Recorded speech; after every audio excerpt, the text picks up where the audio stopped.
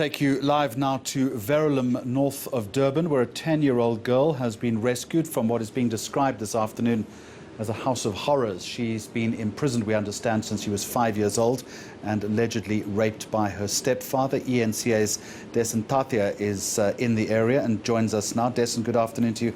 How then did this come to light?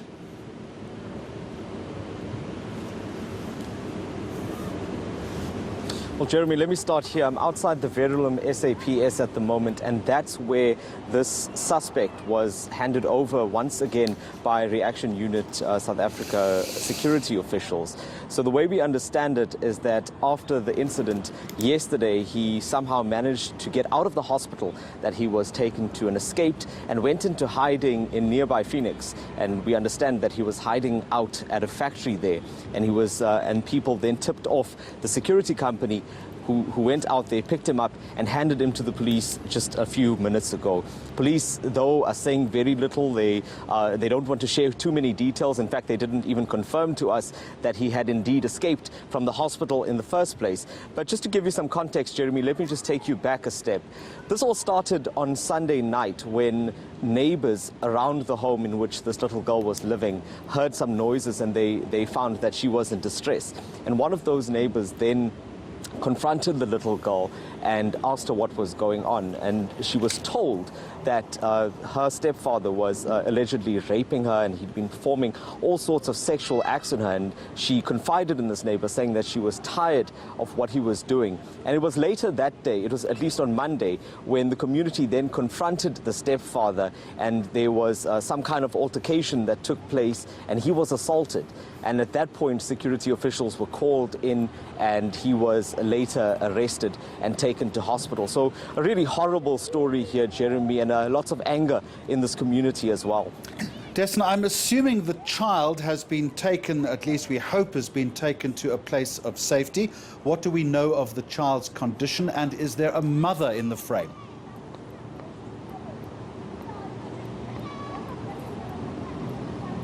Look, Jeremy, the mother, as we understand it, had passed away a few years ago, and that's when the little girl fell under the care of her stepfather. They initially lived in Johannesburg before they moved here to Verulam, north of Durban, and she's been living with him ever since. Neighbors say that she hasn't been allowed to attend school. If you just, if I could describe that room to you, Jeremy, because it's hardly a house. It's really just a back room on a property, and that room has newspaper on the windows. I had an opportunity to just peek inside earlier today, and there are bottles of liquor on the floor, pornographic DVDs. We saw that there were some sex toys that were scattered around, and it was just an absolute mess. And that room really couldn't be bigger than 2 or 3 meters long at best. And that's where this girl was being kept all of this time. She wasn't allowed to see anyone, to speak to anyone. And that's why neighbors say they didn't really know what was going on. They did hear the screams now and then, but they thought that it was just, the father scolding the child.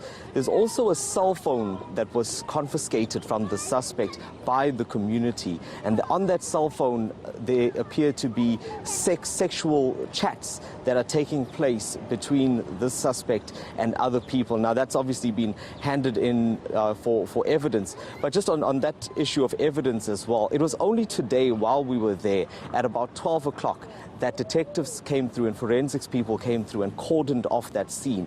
This was 12 hours after the suspect had been assaulted by the community. And during that time, neighbors had walked in and out of the room freely. They had picked up evidence. They'd taken his cell phone. So, although I'm not a detective myself, I can easily tell you that that crime scene is contaminated. Well, the chain of evidence in that particular case has been destroyed, possibly forever, Dasen.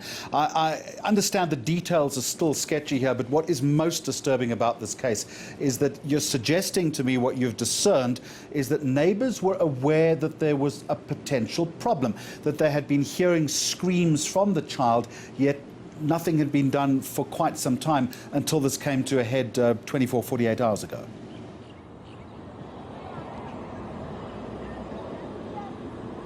That's very worrying indeed, and it also depends on who you speak to. Some of them say that they thought it was the father scolding the child. Just before we came here to the police station, another gentleman walked up and he said that that's not necessarily true. He claims that he had tried to approach the Verulam SAPS previously about this issue, but they hadn't done anything. Now, that's something that we still need to confirm. Like I mentioned, provincial police are not saying too much for us, avoiding some of the questions that we're putting to them. So that'll be interesting to find out. And Jeremy, just to answer what I didn't in your last question, we do understand that the child has been taken to a place of safety for now. It's unclear whether she has any family in Durban. We know that some of her family is still in Johannesburg. So it'll be, we're just waiting to find out exactly what's going to happen to her next, because some of the neighbors that spoke to us say that what is most alarming about this child is that she had almost normalized the situation that she was in. And even when she was speaking, there wasn't necessarily tears, she wasn't crying or screaming, and she was relating these things that had allegedly happened to her in quite in adult language, if I could call it that. And I think that really is the most disturbing thing of all. Dasen Thathiah, thank you in Verulam for eNCA.